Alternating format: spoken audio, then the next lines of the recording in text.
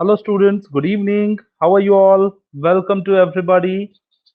चलिए बच्चों सेशन को स्टार्ट करते हैं and everybody good evening. First of all सारे बच्चों को good evening. It was there या what was there Anuja? Hello. Can anyone you tell me whether the physics class was there or not today? Yes, it was there because it was showing the live I think. ठीक है. चलिए आज के session के लिए continue करते हैं और सारे बच्चे ज्वाइन हो चुके हैं और टाइम भी हो चुका है. तो हालांकि जैसा कि मैंने बात किया था, मैंने बताया था कि हम लोग एक टॉपिक चालू किए थे जिस टॉपिक का नाम था ट्रांजिशन एलिमेंट. ठीक है, ट्रांजिशन एलिमेंट. इस टॉपिक को हम डील कर रहे थे, इस टॉपिक के बारे में हम लोग बात कर रहे थे और इस टॉपिक को लेके चलेंगे आज थोड़े और डिटेल में. कल तो हमने थोड़ी बात करी, लेकिन आज थोड़े और डिटेल में हम लोग इस टॉपिक को डील करेंगे. ठीक है बच्चों, इस टॉपिक को हम लोग और डिटेल में थोड़ी बातें करेंगे. तो इसके ट्रेंड्स को देखेंगे, trends of the elements. Okay, trends of the transition element and what are the trends that we are going to see. ठीक है, पहले मैं ये चाहता हूं कि आप लोग ये पीरियोडिक टेबल को अच्छे से देखें. ये देखिए, ये जो होता है, ये वाला जो लाइन है, ये वाला, इसको बोलते हैं हम लोग पीरियड. ये आपको अच्छे से पता है. Sorry, this are the group. these numbers are called as a groups. ये सारे नंबर्स को क्या कहते हैं? ग्रुप्स कहते हैं. और लेफ्ट से राइट की तरफ ये जो सारे नंबर हैं, ये वाले सारे नंबर, ओके, ये सारे नंबर ऐसे जाते हैं ना. एक वर्टिकल कॉलम है, एक हॉरिजॉन्टल रोज है. हॉरिजॉन्टल रोज को क्या बोलते हैं? Period. Okay, horizontal rows are called as a period and vertical columns are called as an groups. So there is two things, groups and period. और हम देखे थे इसका पोजीशन. देखिए डी ब्लॉक एलिमेंट का पोजीशन है. और देखिए ये यहाँ पर देखिए लेंथेनम और एक्टेनम, ये एफ ब्लॉक का पोजीशन है, which is zoom out over here. यहाँ पे जो जूम आउट होता है. ठीक है, तो ये एफ ब्लॉक का पोजीशन है जो आपके काम आ सकता है. तो सिर्फ पोजीशन याद रखिए, डी ब्लॉक कहाँ पे रहता है. डी ब्लॉक का ये पूरा ग्रुप है जिसमें एक थोड़ा सा दो डार्क कलर का येलो कलर है, एक लेंथेनम है, एक एक्टिनम है, जो कि एफ ब्लॉक है. कौन सा ब्लॉक है बच्चा? ये एफ ब्लॉक है. ठीक है, तो एफ ब्लॉक हमें मिल गया, हमें डी ब्लॉक मिल गया. ये हमारे पोजीशन थी जिनकी हमने बातें कर ली थी. और कल के सेशन में हमने और भी बातें करी थी. कल के सेशन में काफी कुछ सीखा था हमने. क्या सीखा था कल के सेशन में? इलेक्ट्रॉनिक कॉन्फ़िगरेशन हमने देखा था. हमने देखा था कि इलेक्ट्रॉनिक कॉन्फ़िगरेशन कैसे लिखते हैं. हमने इनफैक्ट ये भी डील की थी कि क्रोमियम एंड कॉपर के इलेक्ट्रॉनिक कॉन्फ़िगरेशन. ठीक है, इलेक्ट्रॉनिक कॉन्फ़िगरेशन, क्रोमियम और कॉपर के इलेक्ट्रॉनिक कॉन्फ़िगरेशंस को भी हमने डील की थी. और हमने बोला था कि they are showing different electronic configuration. They shows different electronic configuration, that is observed electronic configuration. Observed electronic configuration, ये बात हमने कर ली थी. सारे बच्चों को ये कॉन्सेप्ट अच्छे से क्लियर हो गया था, राइट? अब हम बात करेंगे ट्रेंड्स के बारे में. किसके बारे में? ट्रेंड्स कि कैसे वेरिएशन होती है इनकी प्रॉपर्टीज की. ओके, डी ब्लॉक एलिमेंट की प्रॉपर्टीज कैसे वेरी होती है, ये बात हम लोग देखेंगे. और इसको देखने के लिए काफी आसान तरीका है. देखिए जरा इसको. ठीक है, इस स्लाइड को देखिए जरा. एक सेकेंड, ये वाला, हाँ ये वाला स्लाइड. यस, इसमें देखिए ट्रांजिशन एलिमेंट्स के ट्रेंड्स को हम लोग देखेंगे. इसको भी हमने थोड़ा सा डिस्कस किए थे, लेकिन मैं चाहता हूँ थोड़ा सा अच्छे से डिस्कशन करते हुए चलें, इसलिए इसको हम लोग लेके चल रहे हैं. So physical properties of the first transition series. All element are metals and show the property, that is the characteristic of the metals, and these are hard, lustrous and malleable in nature, ductile, and forms the alloy with the other metal. They are good conductor of heat and electricity. ये जो metal होते हैं, ये metal क्या होते हैं? They are good conductor of heat and electricity. They are good conductor of heat and electricity. Okay, they are good conductor of heat and electricity. Except zinc, cadmium, mercury and manganese, all other transition element have one or more typical metallic structure.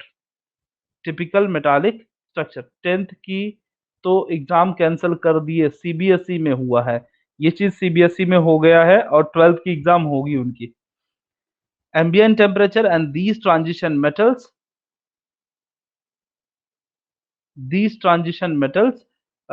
and with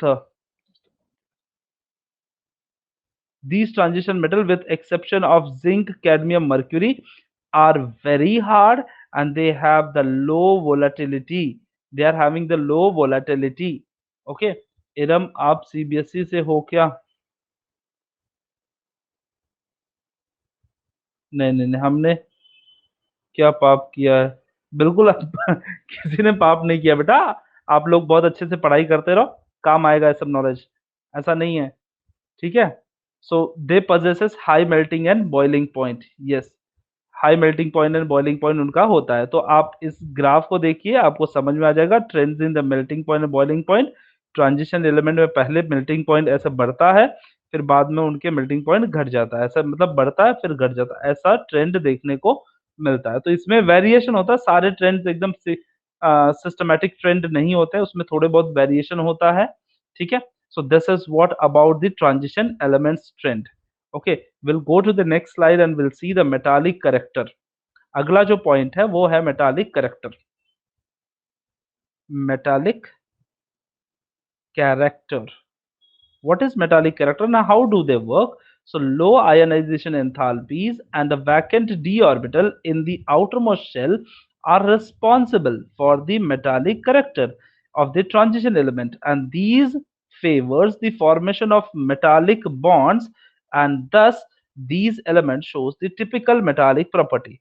So पहले समझ लीजिए metallic bond क्या है। metallic bond क्या है? metallic bond is a bond, metal, we need to learn this table. No no no, table नहीं learn करना है, बिल्कुल कोई भी टेबल लर्न नहीं करना बेटा। आप बिल्कुल टेंशन मत लीजिए, टेबल वगैरह लर्न नहीं करना है। ठीक है। हाँ, टेबल नहीं लर्न करना बच्चा। ठीक है। हाँ, तो हम चलिए बात कर रहे हैं। हम लोग बात कर रहे थे कि the metallic typical metallic property and the hard nature of these element suggest the formation of covalent bond in them, and this is possible due to presence of unpaired electron, presence of unpaired electron, and that is what n minus 1 d electron in these elements. Okay, n minus 1 d electron in these elements. Nearly all transition metal have the simple hexagonal close packing. All the transition element are having simple hexagonal close packing, HCP, hexagonal close packing, cubic close packing, cubic close packing. Okay, they are having cubic close packing, or the body centered cubic crystal. So they are possessing this crystalline solid, and हमको पता है कि crystalline solid में BCC क्या होता है, FCC क्या होता है, SC क्या होता है, सिंपल क्यूबिक क्रिस्टल, BCC क्या होता है, FCC क्या होता है, ये चीजें हम लोगों को पता है। तो ये जो ट्रांजिशन एलिमेंट होते हैं उनमें ये प्रॉपर्टी पाई जाती है, उनमें ये प्रॉपर्टी देखने को मिलता है कि ट्रांजिशन एलिमेंट में BCC, FCC, SCC ये सारी प्रॉपर्टीज इनमें देखने को मिलती है। ठीक है guys, no tension, only concentrate study. हमारा भी कुछ होगा, मोदी जी हैं। अच्छा अच्छा, ठीक है ठीक है। देखो ऐसा बिल्कुल मत समझिए, मैं बताऊं आपको कि ये पेंडामिक्स है बेटा, पेंडामिक्स है तो पेंडामिक में कुछ भी नहीं कहा जा सकता। लेकिन एक चीज मैं आपको बताऊं कि अगर हम लोग अपने स्टडीज के लिए फोकस हैं बेटा, बिल्कुल आप टेंशन मत लीजिए। क्या आपको लगता है कि यही सिर्फ 12th पास करके सारा चीज खत्म हो जाने वाला है? बिल्कुल नहीं बेटा। अगर हम लोग फोकस्ड हैं, और हम लोग, हालांकि आप सब पता है कि हम लोग साइंस स्टूडेंट है, तो हमारा ये कॉन्सेप्ट जितना अच्छा क्लियर होगा ना, जितना अच्छे डेप्थ में हम लोग क्लियर करेंगे, इंजीनियरिंग हो या मेडिकल हो या बीएससी, अगर कोई बच्चा बीएससी भी कर रहा है, तो इन सारे कोर्सेस, ये जो कोर्सेस हैं आपको बहुत बहुत ज्यादा इजी लगने लगेंगे। तो इसलिए मैं बोल रहा हूँ कि ये फ्यूचर स्टडी समझ के कीजिए, आपको बहुत काम आने वाला है। ठीक है ठीक है, फ्यूचर स्टडीज करके कीजिए, समझ के करिए, आपको बहुत फायदा मिलेगा। हाँ हाँ, वही मैं बोल रहा हूँ ना कि हम लोग ऐसे थोड़े थोड़े पढ़ते रहेंगे ना, तो हमारी प्रिपरेशन भी हो जाएगी और हमें ज्यादा टेंशन भी नहीं लेना पड़ेगा। तो बात वो है। और 1 महीने अगर उन्होंने बोला है, देखो उन्होंने बोला कि we will think of at the may end. अगर मे एंड की बात कर रहे हैं तो देखोगे अगर ध्यान से, तो हार्डली 30 to 35 days ही मिल रहे हैं आपको। Hardly you are going to get the 30 to 35 days. It's not a big deal. जिस दिन एग्ज़ाम का अनाउंसमेंट फिर से हो जाएगा, फिर से आपको टेंशन आ जाएगा बच्चा। तो इसलिए मैं सजेस्ट कर रहा हूँ कि थोड़ा-थोड़ा करके ना स्मॉल-स्मॉल करके थोड़ा हम लोग को पढ़ाई कर लेनी चाहिए। मोदी जी अपना भला सोच रहे हैं। जाने दो बेटा, ऐसा मत बोलो किसी को, ठीक है? उनके केस में वो भी अपने हिसाब से कर रहे होंगे, यहाँ की गवर्नमेंट भी अच्छे से अपने हिसाब से कर रही है। I will suggest it's all pandemic बेटा, हर किसी को अफेक्ट किया है। पेंडेमिक है, सिर्फ हमें ही नहीं, सिर्फ सारे लोगों को, पूरे वर्ल्ड को अफेक्ट किया है। सर एक दिन 1-2 ही सब्जेक्ट होते, कुछ नहीं कर रहे बैठे वहाँ महाराज के जैसे। सही बोलो, चलो चलो ठीक है, जाने दो, let's not comment on this, अभी क्या बोलूँ बेटा मैं। हाँ, तो चलिए देखते हैं, ये वाला हमारा है जो टॉप पॉइंट है, उस पॉइंट को डिस्कस करते हैं। हाँ, तो 8.3 को देख लीजिए, मेटालिक कैरेक्टर, ठीक है? हाँ, तो 8.62 हमने कहाँ लिया बेटा? नहीं लिया ना, इसलिए बोला। मेटालिक कैरेक्टर हमने बात कर ली, अब हम बात करते हैं, चलिए बात करते हैं नेक्स्ट वाले पे। Magnetic properties, let's talk about magnetic property. इनकी मैग्नेटिक प्रॉपर्टी के बारे में बात करते हैं। Magnetic, so what is magnetic property? The compound of the transition metals exhibit the magnetic property due to unpaired electron. अब देखो, कोई भी सब्सटेंस है, वो पैरामैग्नेटिक अगर है या फिर डायमैग्नेटिक है, तो इसकी मैग्नेटिज्म जो है, ये मैग्नेटिक प्रॉपर्टी जो है, वो किसके बेसिस पे होती है? It is based on number of unpaired electron, unpaired electron, based on number of unpaired electron. More number of unpaired electron, yes, like oxygen, like oxygen, सही बोल रहे हो, सही बोल रहे हो। हाँ, so more based on the number of unpaired electron, if there is a more unpaired electron, ज्यादा unpaired electron रहेंगे, if there is a more unpaired electron, unpaired, अगर ढेर सारे unpaired electron रहेंगे तो क्या होगा बताओ मुझे? तो ये हो जाएगा पैरामैग्नेटिक, ये हो जाएगा paramagnetic. So paramagnetic substances are the substances which is more containing more number of unpaired electron। तो यहाँ पे देखते हैं जरा, the field is applied, the field is applied, the substance which are attracted towards the applied magnetical field are called as paramagnetic in nature. So what is paramagnetic in nature? Let me tell you once again. Paramagnetic in nature means what? When magnetic field is applied, means like what they have, they are having unpaired electron. If they are having unpaired electron, so what will happen? There is a magnetic field is applied for this, and substance which are attracted towards the applied magnetic field are called as a paramagnetic in nature, while the ones which are repel are called as a diamagnetic in nature। देखो मैं आपको बताता हूँ कितने type होते हैं, पहले जरा 5 मिनट स्पेंड करते हैं, जरा आप पढ़ाई कर रहे हैं तो अच्छे से करते हैं। 5 मिनट में आपको स्पेंड करता हूँ और दिखाता हूँ। देखो, in case of paramagnetic nature there are unpaired electron, and these unpaired electrons are moving randomly in the particular given substance. They are moving randomly in the solution. See, this is unpaired electron, this is unpaired electron, and in case of this is called as a paramagnetic। but जब ये Orient हो जाते हैं, जब एक ही direction में जाने लगते हैं, जब एक ही डायरेक्शन में जाने लगते हैं, when it goes in single direction, see all electron, तीर जैसे जाना, तीर कैसे जाती है, वो सारे इलेक्ट्रॉन एक ही डायरेक्शन में ट्रेवल करने लगते हैं। So this is called as an ferromagnetism, ferromagnetic. So here orientation is important, orientation of the spin is important. यहाँ पर क्या है, सारे इलेक्ट्रॉन अल्टरनेट दिशा में जैसे तैसे घूम रहे हैं इसमें, पैरामैग्नेटिक में। यहाँ पे क्या फेरोमैग्नेटिज्म में अनपेयर्ड है, but they are travelling in a single directions. यहाँ पे देखो, यहाँ पे रैंडम डायरेक्शन में है, they are having unpaired electron but they are moving in random directions. Okay, actually substance के अंदर समझ लो कि आयरन का डब्बा है, आयरन के डब्बे के अंदर ऐसे इलेक्ट्रॉन है और वो अनपेयर्ड है, वो ऐसे तरीके से घूम रहे हैं, ठीक है। They are moving in a one direction. Yes, Saloni ने सही बताया कि they are moving in a one direction, so it will be in ferromagnetic. Okay, now now अभी देखिए, अब डायमैग्नेटिक कैसे रहता है? Diamagnetic, diamagnetics are paired but they are moving in random directions. Dimagnetics are paired but they are moving in a random directions. So they are in opposite spin but they are moving in a random directions. So they are paired for diamagnetic are paired but they are moving in a random direction. And there is another one which is paired, but move in a same direction, a specific direction. See, they are paired, they are opposite in spin, but they are moving in a specific direction, are called as antiferromagnetism. Antiferromagnetism. So what is antiferro?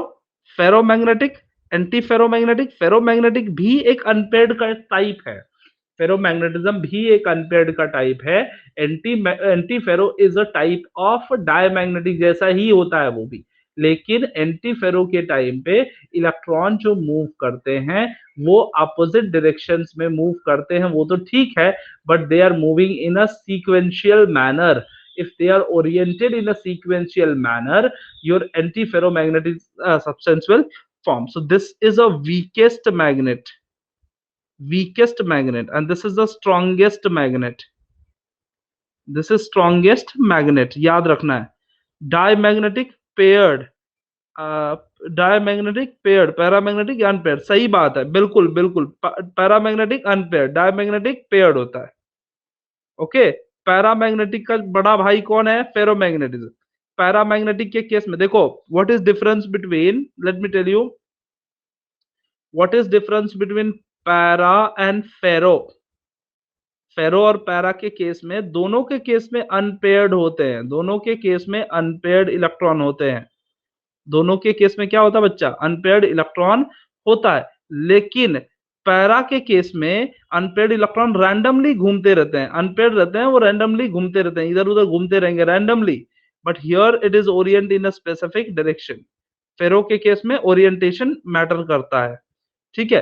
फिर वैसे ही diamagnetic, diamagnetic में क्या होता है? Double रहते हैं, paired रहते हैं, बट वो पेयर्ड कैसे होते हैं? एक स्पेसिफिक डायरेक्शन में नहीं रहते, रैंडम डायरेक्शन में होते हैं। They are paired in a random direction. So if they're paired in a random direction, so they are di. But if they're paired in a specific direction, so this will be called as what? The antiferro. Antiferro. एंटीफेरोमैग्नेटिज्म में complete cancellation होता है और ये weak magnet होता है, और फेरो क्या होता है? स्ट्रॉन्गेस्ट मैग्नेट होता है, और paramagnet strong magnet, and this is a weak magnet, this is a weakest magnet. बात मेरी समझ में आ रही थोड़ी बहुत?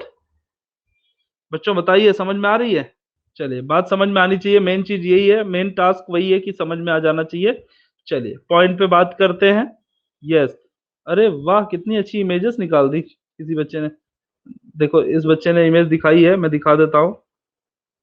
देखो फेरोमैग्नेटिक एंटी फेरो, देख रहे हो? हाँ, एंटी फेरो में क्या होता है कि एकदम अच्छे से ओरिएंट रहता है।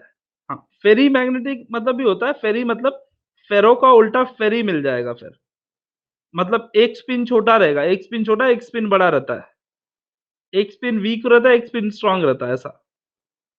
वो अलग चीज है, उसको देखेंगे बाद में, अभी इसमें नहीं है, आपको टेंशन मत लीजिए। चलिए अगले स्लाइड पे चलते हैं बच्चा हम लोग। हाँ, तो हम लोग बात कर रहे थे मैग्नेटिक प्रॉपर्टीज की। We were talking about the magnetic properties. So just now we discuss that the compound of the transition metal exhibit the magnetic property due to unpaired electron present in their atom or ion. When the magnetic field is applied, the substance which are attracted towards the applied magnetical field are called paramagnetic in nature, while the ones which are repel and called as a diamagnetic in nature. Some substances are attracted very strongly, and these are called as a ferromagnetic in nature. Some substances are attracted in a very strong manner, so they are called as a ferromagnetic in nature. Amongst the transition metal, the iron, cobalt, nickel are the ferromagnetic. तो इसके example देख लीजिए, iron, nickel, cobalt, alnico, sorry alnico तो दूसरा होता है, लेकिन ये iron, nickel, cobalt, iron, nickel, cobalt are what? they are ferromagnetic. When magnetic field is applied externally, all are unpaired in these metals and their compounds aligning in the direction of applied magnetic field.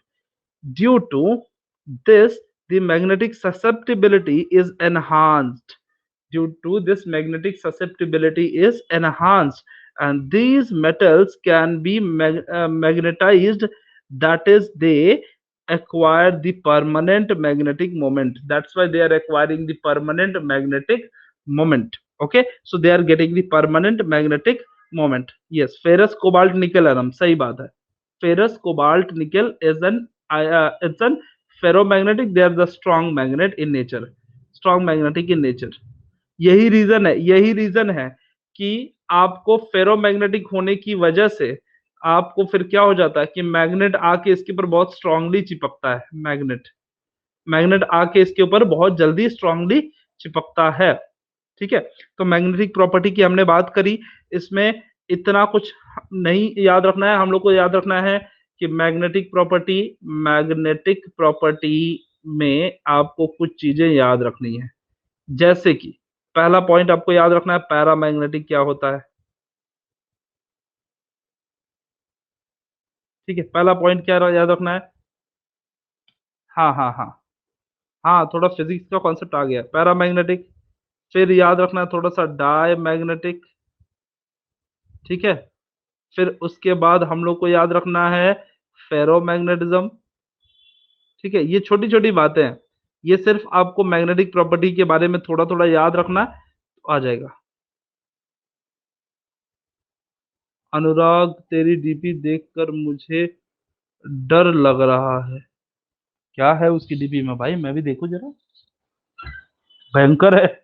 क्या भयंकर है उसमें, देखूं. चलिए कोई बात नहीं, सिर्फ आंखें दिख रही है. चलिए ठीक है, इतना समझ में आ गया बच्चों. सारे बच्चों को आ रहा है समझ में. बहुत सही बात है. चलिए प्रैक्टिस करते हैं बेटा, फटाफट फटाफट बिल्कुल प्रैक्टिस करेंगे अच्छे से. और अगले स्लाइड की तरफ रुख करते हैं और जरा दूसरी प्रॉपर्टीज को जरा एक्सप्लोर करते हैं. अब मैग्नेटिक प्रॉपर्टी में एक और खास बात आपको मिलेगी देखने को. एक और खास बात आपको मिलेगी मैग्नेटिक प्रॉपर्टी में, वो आपको बोलेंगे calculate the magnetic moment. Magnetic moment calculate करने को कहा जाएगा आपसे. आपसे कहा जाएगा मैग्नेटिक मोमेंट कैलकुलेट करने को. तो कैसे कैलकुलेट करोगे, तो आपके लिए फॉर्मूला है mu is equal to n root n plus two. Mu is equal to n root n plus two Bohr magnetron. So each unpaired electron, ध्यान से देखिए इसको, each unpaired electron give rise to a small magnetic field. each unpaired electron give rise to a small magnetic field. हर एक electron का अपना own छोटा सा magnetic field होता है, बहुत प्यारा सा मैग्नेटिक फील्ड होता है. So magnetic moment due to this spin angular momentum and the orbital angular momentum in case of first row transition element, the contribution from the orbital angular momentum is quenched and hence can be neglected the spin only formula for magnetic moment. We can calculate the angular momentum by using this formula. The formula is mu is equal to root over n into n plus 2, and it is measured Bohr magneton. It is measured in Bohr magneton. Okay, so it is measured in a Bohr magneton where n is the number of unpaired electron and mu is the magnetic moment. Mu क्या है, magnetic moment है. Mu is the magnetic moment. Magnetic moment. So mu is a magnetic moment and expressed in the Bohr magneton Bm. A single unpaired electron has magnetic moment mu is equal to 1.73 Bohr magneton. It will have the 1.73 Bohr magneton. From the magnetic moment mu, the measurement of the metal complexes of the first row transition element, the number of unpaired electron can be calculated with the use of spin only formula. With the use of what? Spin only formula. As magnetic moment is directly related to the number of unpaired electron, value of mu will be directly with the number of unpaired electron. Value of mu will be directly with the number of unpaired electron. तो हम लोग को सिर्फ क्या याद रखना है, हमको याद रखना है कि बोर मैग्नेट्रॉन कैसे निकाला जाए। बोर मैग्नेट्रॉन मैग्नेट्रॉन कैसे निकाला जाए, और इसका फॉर्मूला हमें याद रखना है, mu is equal to n plus two, n into n plus two, and this is root over, okay, where n is number of unpaired electron, number of unpaired electron, ठीक है, where n is equal to number of unpaired electron. I hope it is is it clear? Yes. ढेर सारा physics नहीं है नुकरा, थोड़ा सा physics है, ठीक है, थोड़ा सा ही फिजिक्स है, ज्यादा नहीं है, बिल्कुल टेंशन मत लीजिए। क्वेंच्ड मतलब सेटिस्फाइड बोल सकते हो बेटा, क्वेंच्ड मतलब सेटिस्फाइड बोल सकते हो, satisfied. Sir one example please. हाँ बताऊंगा, बिल्कुल बताऊंगा। जैसे आप देखिए, अगर आपको क्वेश्चन आ जाए कि आपके पास आयरन है, आयरन Fe, Fe का मैग्नेटिक मोमेंट कितना होगा, मैग्नेटिक मोमेंट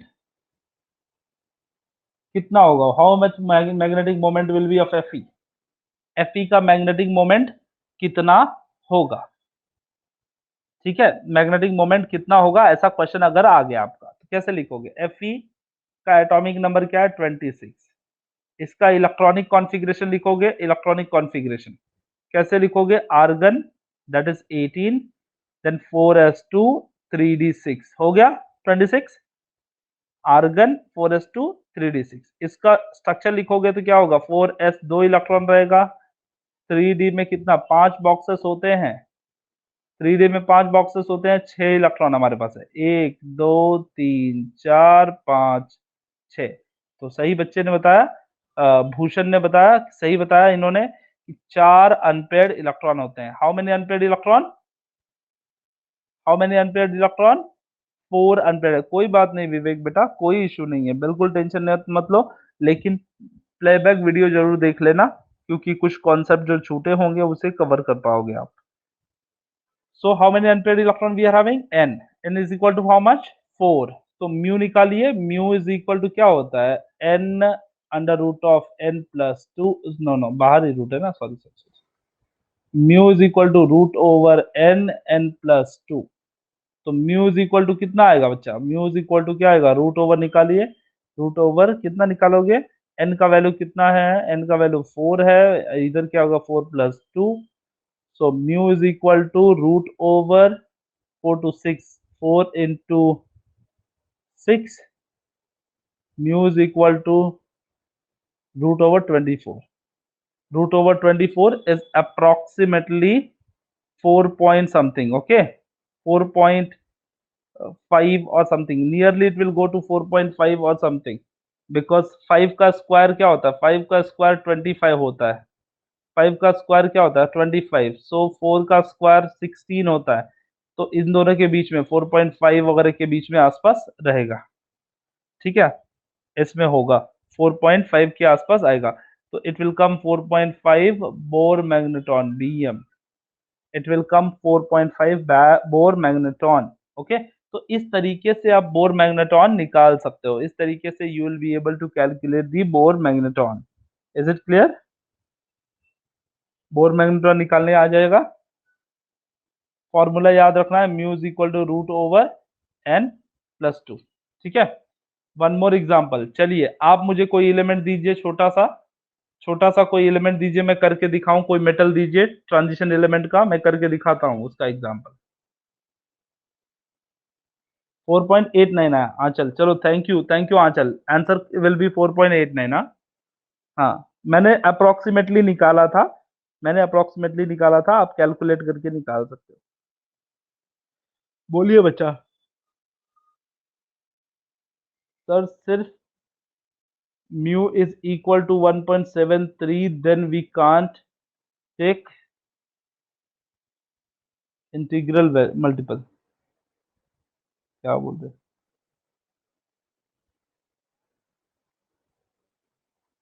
हाँ सिल्वर, एजी, एजी का निकालना है, एजी का निकालना है, जिंक का निकालना है। जिंक में कितना अनपेड इलेक्ट्रॉन होता है? How many unpaired electron is in zinc? Tell me.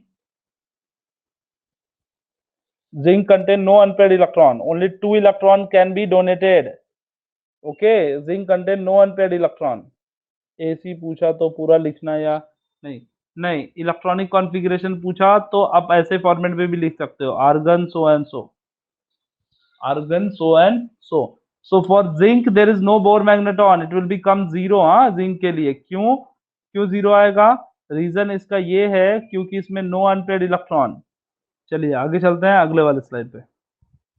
I hope आपको ये क्लियर हो गया होगा मैग्नेटिक मोमेंट कैसे निकालते हैं, how to calculate the magnetic moment. You can see over here and that is the formula given over here on the screen. Okay, मेरी बात समझ में आ रही है? फॉर्मूला दिया हुआ स्क्रीन पे, इस तरीके से आप आंसर कर सकते हो। चलिए आगे चलते हैं बच्चा फटाफट। सर म्यू की वैल्यू तो दी है ना, तो नहीं, म्यू की वैल्यू कहाँ दी है? म्यू की वैल्यू नहीं दी होती, म्यू निकालना होता है, म्यू निकालना होता है। म्यू की वैल्यू कैसे निकालेंगे? Number of un electron, number of electron from number of electron unpaired electron present in particular shell. ठीक है, तो वो एक इलेक्ट्रॉन की है। यस,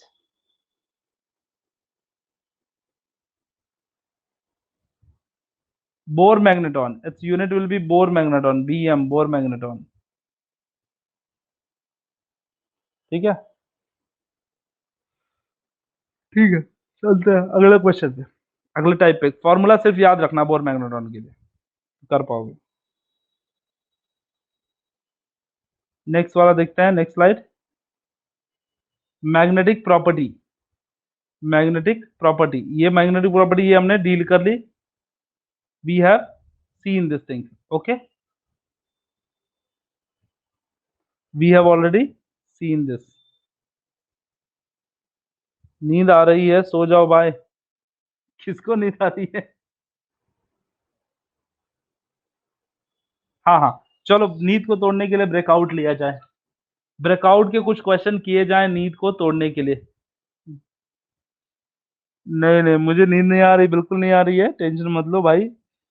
नींद नहीं आती है, नींद नहीं आती है, क्या बताएं, कमबख्त नींद नहीं आती है। तो चलिए मैं थोड़ा सा क्वेश्चन आपसे पूछ लेता हूँ। बताओ कौन सा टॉपिक पसंद है आप सबको, बताइए फटाफट बताइए, कौन से टॉपिक से क्वेश्चन मांगलूम है? किस टॉपिक? जीके? गॉड, मैं जीके पूछूंगा फिर आप आंसर नहीं दे पाओगे आप लोग। मैं जीके पूछूंगा आप आंसर नहीं दे पाओगे। चलिए इलेक्ट्रोकेमिस्ट्री लेते हैं, चलो ठीक है। चलो क्यूबिक क्वेश्चन प्रैक्टिस कर लेते हैं। इलेक्ट्रोकेमिस्ट्री के क्यूबिक क्वेश्चन फटाफट प्रैक्टिस कर लेते हैं। देखिए क्वेश्चन आपके स्क्रीन पर है और इस क्वेश्चन के लिए आपको मिलते हैं 120 सेकेंड्स। जरा क्वेश्चन को देखिए और करके दिखाइए। हाँ देखो, the molar conductivity of AgNO3 solution is so and so and this thing and what is the molar concentration of AgNO3? आपको मोलर कॉन्सेंट्रेशन निकालना है, कंडक्टिविटी और कंडक्टिविटी दी है, फॉर्मूला लगाइए। Kappa is equal to 1000 K/C, C निकालना है आपको, 1000 K/C, तो आपको सी निकालना है। क्वेश्चन को देखिए ध्यान से और सॉल्व कीजिए।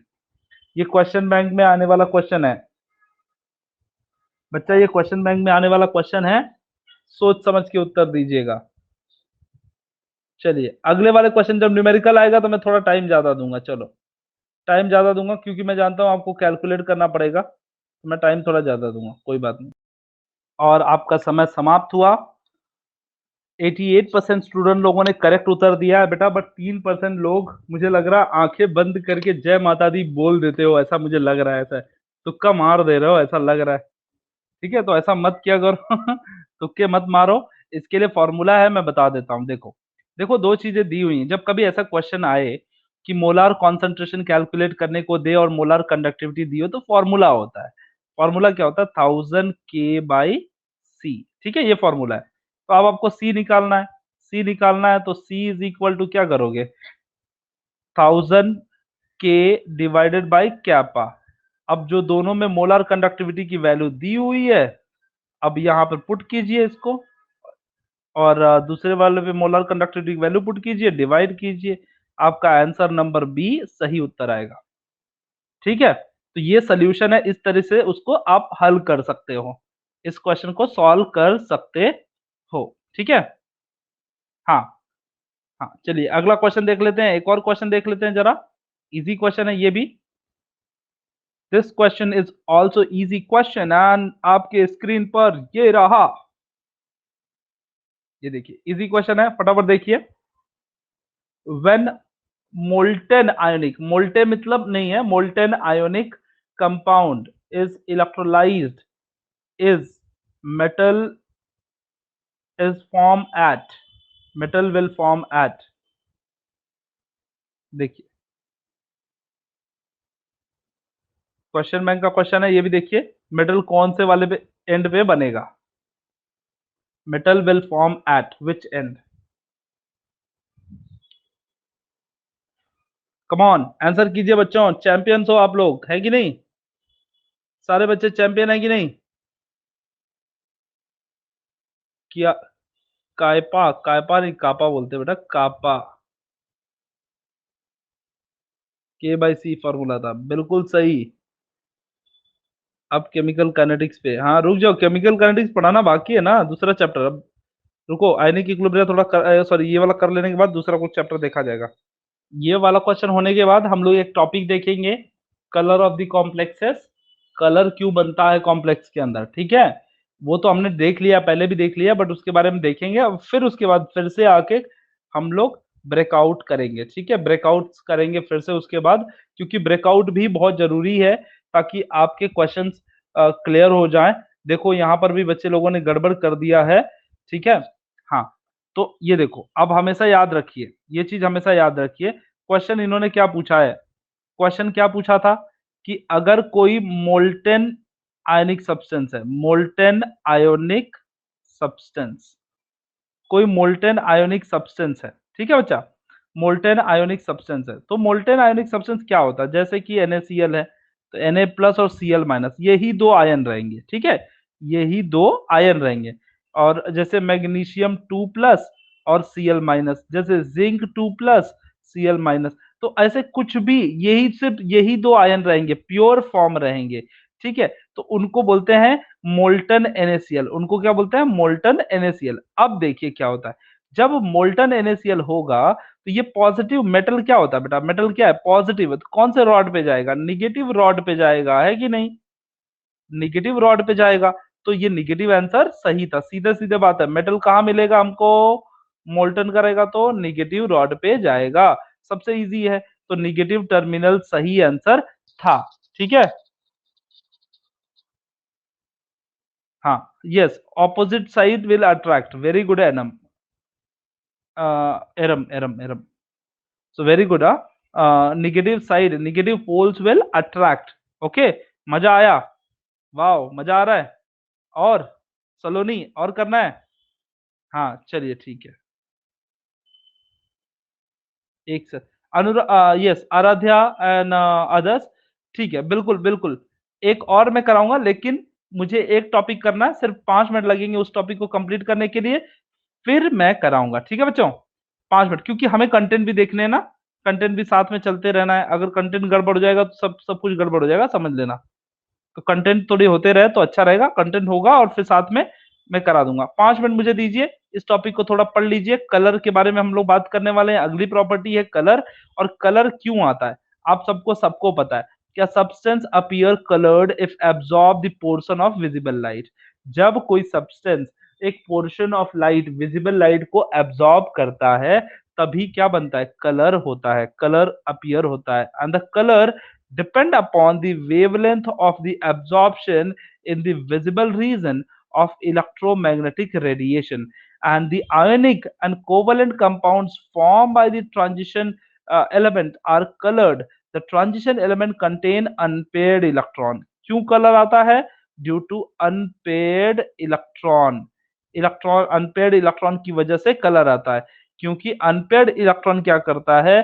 They absorb light. कौन सा लाइट? ये देखो, ये विजिबल लाइट को अब्सॉर्ब करते हैं।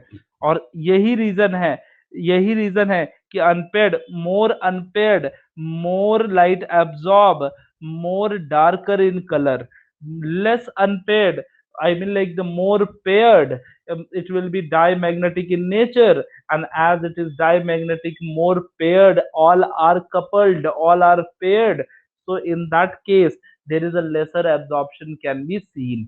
मतलब जो अनपेयर्ड होते हैं वो ज्यादा अट्रैक्शन करते हैं, एब्जॉर्प्शन करते हैं, लेकिन जो निगेटिव वाला होता है, जो जो मतलब पेयर्ड होते हैं, वो क्या होते हैं? वो क्या करते हैं? वो एब्जॉर्प्शन कम करते हैं, इसीलिए कलरलेस होते हैं। मतलब डायमैग्नेटिक जो होता है, डायमैग्नेटिक जो सब्सटेंस होता है वो कलरलेस होते हैं, और पैरामैग्नेटिक सब्सटेंस के अंदर डार्क कलर होता है, कलर होता है। रीजन क्या है? Unpaired electron. ठीक है बच्चों, तो रीजन इज अनपेयर्ड इलेक्ट्रॉन। ये पॉइंट था। फिर उसके बाद अगला पॉइंट था, इसमें एक और खास बात थी, इसको भी जरा मैं दिखा दूं आपको, कि from d orbital to another from d orbital to another is quite small. The small energy required for this transistor is available by the absorption of radiator having the certain wavelength from the visible region. Remaining light is transmitted and the observed color of the compound corresponds to the complementary color of the light and absorb, that means इसका मतलब पता है क्या है? देखो, ये देखो, ये एक पर्टिकुलर सब्सटेंस है, यहाँ से अल्ट्रावायलेट लाइट आया, उसमें से कुछ पोर्शन ऑफ लाइट क्या करता है? ये एब्जॉर्ब करता है, बाकी लाइट को क्या करता है? एमिट कर देता है, बाकी लाइट को क्या करता है? एमिट कर देता है। तो हमेशा याद रखना कि जब रेड कलर को एब्जॉर्ब किया तो रेड की कॉम्प्लीमेंट्री जो लाइट होगी उसको एमिट कर देगा।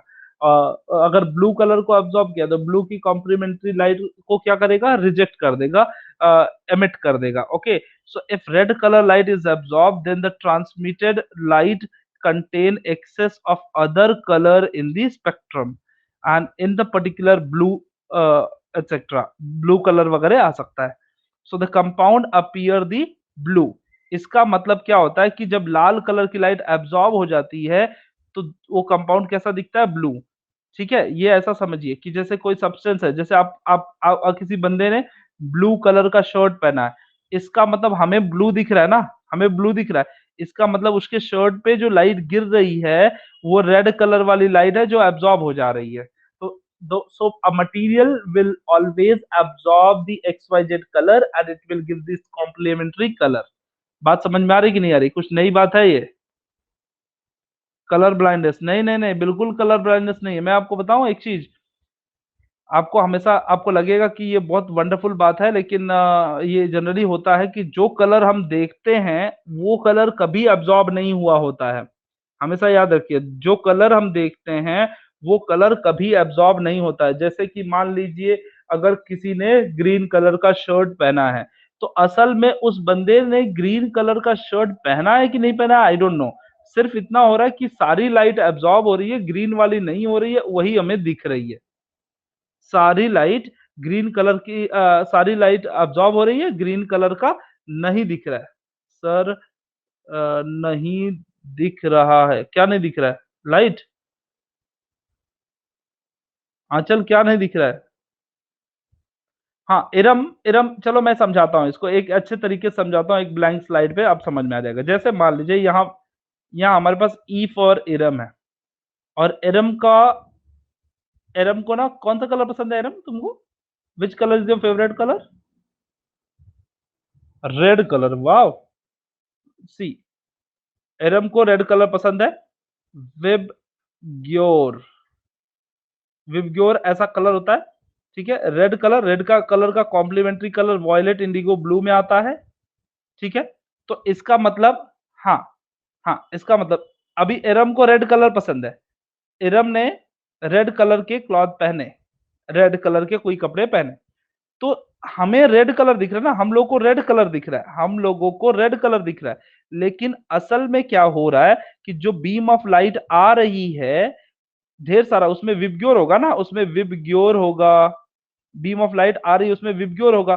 तो उन सब में से V I B G Y O इतनी लाइट ना एब्जॉर्ब हो जा रही है, इतनी लाइट एब्जॉर्ब हो जा रही है, खाली रेड कलर की निकल रही है जो एब्जॉर्ब नहीं हो रही है, वो एब्जॉर्ब नहीं हो रही, वही वाला दिख रहा है, यही दिख रहा है, यही वाला तुमको दिख रहा है। समझ में आ रहा है? मतलब ये इतनी लाइटें ना आपके शरीर पे गिर रही हैं और अब्जॉर्ब हो जा रही हैं। तो इसीलिए रेड कलर या कुछ ऐसे कलर होते हैं ना। और सर ऑब्जेक्ट के पास खुद कलर नहीं होता है क्या? नहीं नहीं नहीं, ये ऑब्जेक्ट का कलर नहीं, you can't see any object colour, there is no colour. Colour are nothing but a light, colours are nothing but a light. कोई कोई कलर नहीं है बेटा दुनिया में, दुनिया में कोई कलर नहीं है। लाइट एक ऐसी चीज है कि दुनिया को कलर करती है। There is no such colour in the universe. Light is something which fall, means like the universe is dark, universe is dark, पूरा ब्लैक कलर का डार्क है, कुछ नहीं है, यूनिवर्स इज पूरा डार्क है, कुछ नहीं है। सिर्फ इसके ऊपर जब लाइट गिरता है तो लाइट में बहुत सारे रेडिएशंस होते हैं, बहुत सारे वेवलेंथ होते हैं, अलग अलग वेवलेंथ होते हैं। उसमें से कुछ पोर्शन क्या होता है, एब्जॉर्ब हो जाता है। जो एब्जॉर्ब हो जाएगा वो दिखाई नहीं देगा। और विजिबल रेंज की बात कर रहा हूं, विजिबल रेंज की, मैं सिर्फ विजिबल की बात कर रहा हूं, बाकी की बात नहीं कर रहा हूं। आंचल को ये कॉन्सेप्ट नहीं समझ रहा है, चलो आंचल का एग्जांपल लेते हैं। चलो आंचल का एग्जांपल लेते हैं, आंचल। ठीक है आंचल, रेडी हो, सुन रहे हो मेरी बात, आवाज आ रही है? हाँ। तो जो आंचल है, आंचल है, आंचल का जो आंचल है, आंचल का आंचल ग्रीन कलर का है। ठीक है, सारे लोग बहुत अप्रिशिएट कर रहे हैं, बोले Anchal you are looking so beautiful, you are wearing a green colour cloth. Okay, they are appreciating you, they are telling you a very appreciation. Okay, now let me tell you this green color. I will say Aanchal have not wear any green color cloth. Green color is appearance, green colour is an appearance. ये सिर्फ हमें appear ऐसा हो रहा है। और ये ऐसा अपीयर कैसे होता है मैं बताता हूं। हमारे पास विबग्योर है, विबग्योर, विबग्योर मतलब क्या होता है कि मल्टीपल कलर, ये विजिबल रीजन के कलर होते हैं, विजिबल रीजन, जो विजिबल लाइट होती है उसमें 7 कलर होते हैं, और सातों कलर को मिक्स करके एक प्यारा सा कलर बनता है जिसको बोलते हैं white. White colour, white colour कैसे बनता है? White colour light is made up of mixture of 7 colours. 7 colour को मिला के सोचो, 7 कलर को मिलाओगे तो कितना प्यारा कलर बनेगा, व्हाइट कलर। कितना, कितनी नई बात है ना। मतलब इतना प्यारा कलर, इतने सारे कलर को मिला के क्या बनेगा, व्हाइट कलर बनेगा। बताओ स्ट्रेंज की बात है कि नहीं? ओके। हाँ तो चलो, अब विबग्योर है। अब आंचल ने ग्रीन कलर पहना, सारे बच्चे प्रूव कर रहे हैं, बोल रहे हैं कि yes she has worn a green colour cloth. Okay, so what is the reason why the green is appearing? इसका मतलब है कि VIB मतलब violet indigo blue, violet indigo blue and yellow orange red, ये लाइट ग्रीन को छोड़ के ये लाइट क्या हो रही है, उसके कपड़े में एब्जॉर्ब हो जा रही है, उसके क्लॉथ में एब्जॉर्ब हो जा रही है। मतलब उसके क्लॉथ ऐसे मटेरियल से बना है कि जो मटेरियल इन लाइट को एब्जॉर्ब कर ले रहा है, लेकिन ग्रीन के वेवलेंथ को एब्जॉर्ब नहीं कर पा रहा है, और वो क्या कर दे रहा है, उसको एमिट कर दे रहा है। वही एमिशन हमारी आंखों में उस लाइट को देख रहे हैं। ठीक है,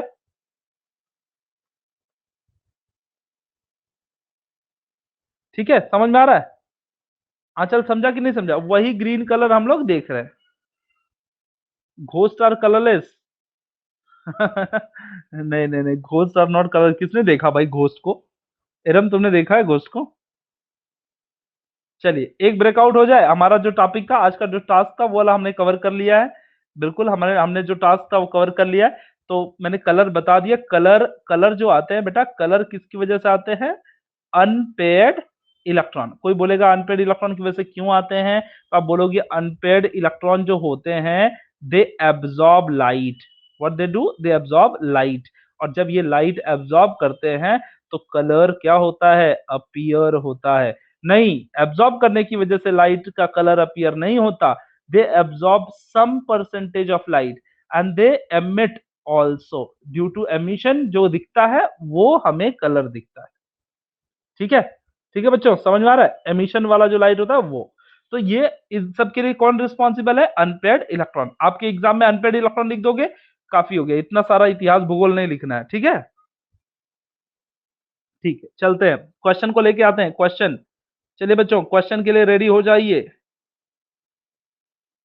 question, question is in front of you and D block का 11 का क्वेश्चन तो मैं वैसे भी कर रहा था आपसे। हाँ, ये सब तो हो गया है। मैं दूसरा चैप्टर का क्वेश्चन बैंक लाता हूँ, आयनिक इक्विलिब्रिया का लेके आता हूँ। चलिए बच्चों, आयनिक equilibria.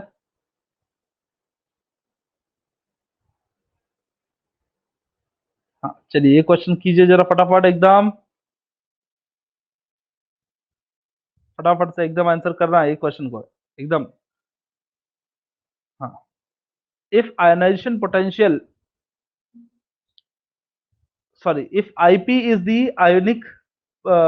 ionic product and the KSP is the solubility product, the precipitation of the compound will takes place। Theory का क्वेश्चन है, थियरी क्वेश्चन है, बिल्कुल इसको ट्राई कीजिए। क्या हुआ सलोनी, पानी आ रहा है? कहाँ पानी आ रहा है भाई? घर पे सामान उड़ जा रहा है, आंधी उंधी आ रहा है क्या तुम्हारे इधर? सलोनी की इधर आंधी आ रहा है लग रहा है। Very good. 75% people have given a correct answer. Always keep in mind that precipitation कब होगा, जब ionic potential is more than the solubility product। जब solubility product कम होगा और ionic product ज्यादा होगा, ऐसे केसेस में फिर क्या होगा, प्रेसिपिटेशन होगा। सो ऑप्शन नंबर बी जो है आपका सही सही आंसर है। ठीक है, आंसर ऑप्शन नंबर बी आपका सही आंसर है। अनुजा बेटा, समय समाप्त हो चुका है। कल फिर मुलाकात करेंगे बच्चा, और कल मैं पक्का आपसे और भी क्वेश्चन पूछूंगा। कल मिलिएगा मुझे, 5 बजे का सेशन फिर से रहेगा। और आपको बता दें, क्वेश्चन बैंक का सेशन जारी है।